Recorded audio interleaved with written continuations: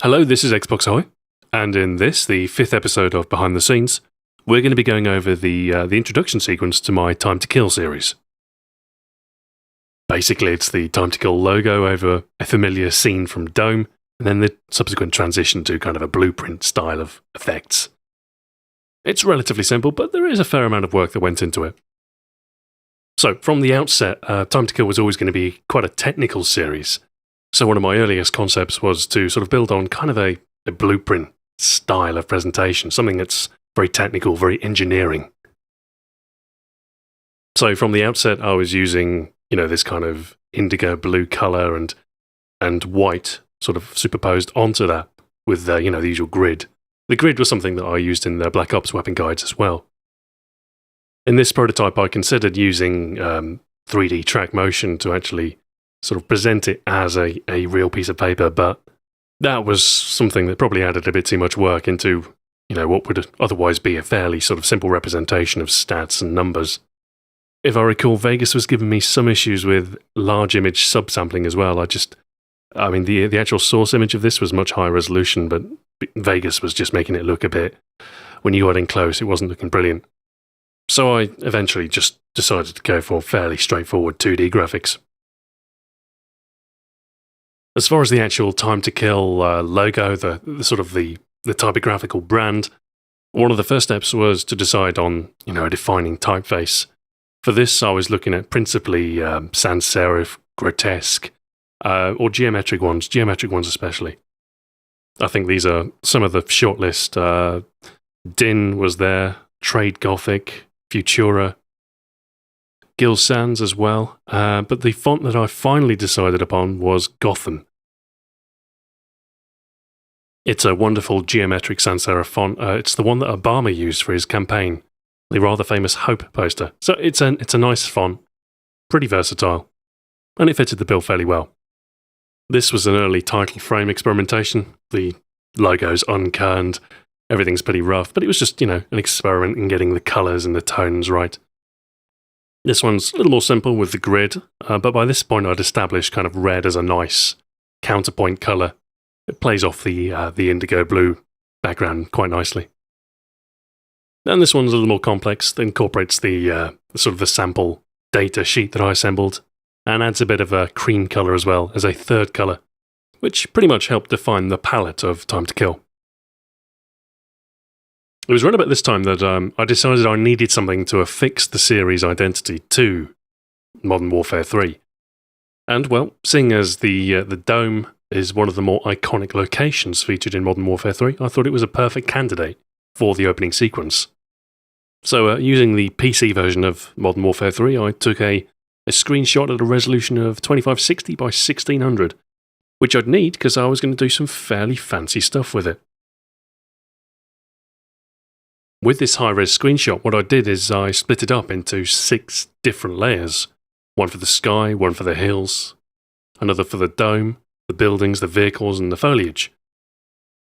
And with these, when layered on top of each other, they'd form a composite image, but an image that I could manipulate in a 3D space to give kind of a pseudo 3D effect. So if we stack these images on top of each other, we basically reconstitute the original image. Now, it might seem like a colossal waste of time, but it does let us do some rather cool stuff. In this side-on view, you can kind of see how the scene was constructed.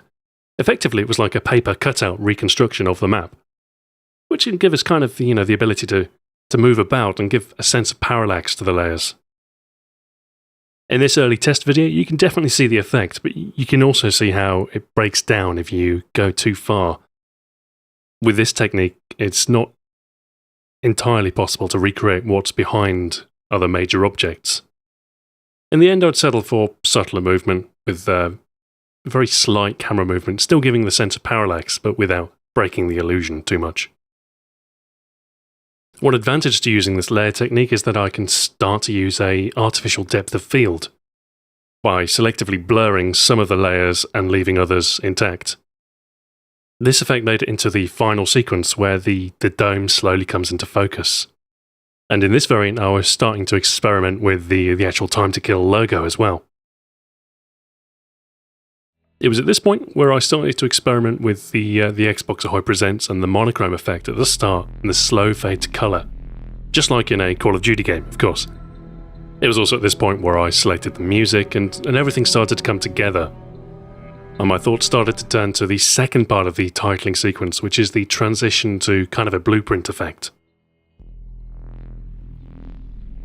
So what actually happens in this case is each of the layers that have been split up, each of the 6 layers, slowly transitions to the white on blue effect. And because of the way everything's constructed, it was dead simple to do this. All I had to do was take each of the layers, apply a gradient map in Photoshop, and then do the transition in Vegas, just a basic linear wipe for each of them.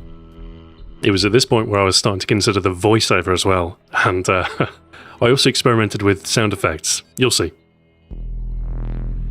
Hello, this is Xbox Ahoy, and this is Time to Kill. In this episode, we're taking an in-depth look at one of the core mechanics in the end, I thought the racking of a pistol slide was maybe a little bit too much, so that was something that was, unfortunately, dropped.